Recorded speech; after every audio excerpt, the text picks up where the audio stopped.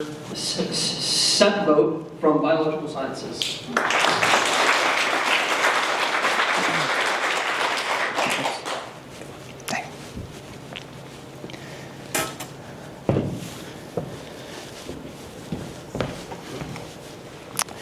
The production of plastic has exploded in recent years, with nowadays more plastic is being produced annually than the entire weight of all humans alive today.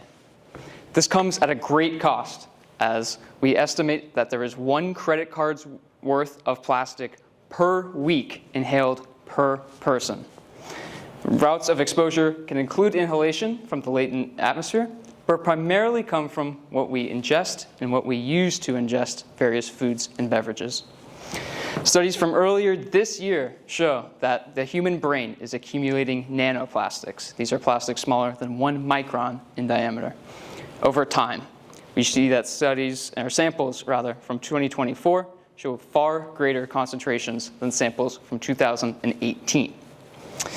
Despite this massive ongoing health crisis, scientists still understand shockingly little about the impacts that plastics have on human health. Studies that do aim to answer this question oftentimes use pristine nanoplastics. While these are useful for understanding some of the basic issues associated with plastics and human health, they are far too homogeneous in terms of size and shape to accurately represent what we all inhale daily. My study aims to bridge this research gap by using real-world plastic samples. We started by taking various real-world, everyday consumer items that we all interact with, such as plastic forks and plastic cups, as nicely demonstrated by our judges here today. We were able to create our own nanoplastics as well as microplastics. These are particles smaller than 5 millimeters.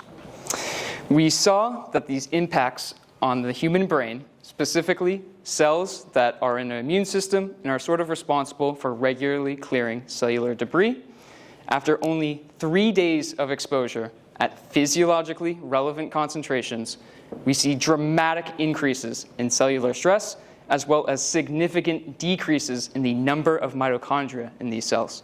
Mitochondria being responsible for not only energy production in these cells, but various other forms of cellular homeostasis. These conditions oftentimes mimic what we see often in various neurodegenerative diseases, including Parkinson's and Alzheimer's. Given the tendency for these particles to accumulate in our bodies over time, as well as our constant chronic exposure to these particles, it's estimated that the impacts that we see in the lab cannot possibly match what we're actually seeing in our own bodies every single day. The production of plastic shows no signs of slowing in the next upcoming decades. And as we continue to go down this route, we must ask ourselves if the use of these cheap and easy materials is really worth our everyday livelihoods. Thank you.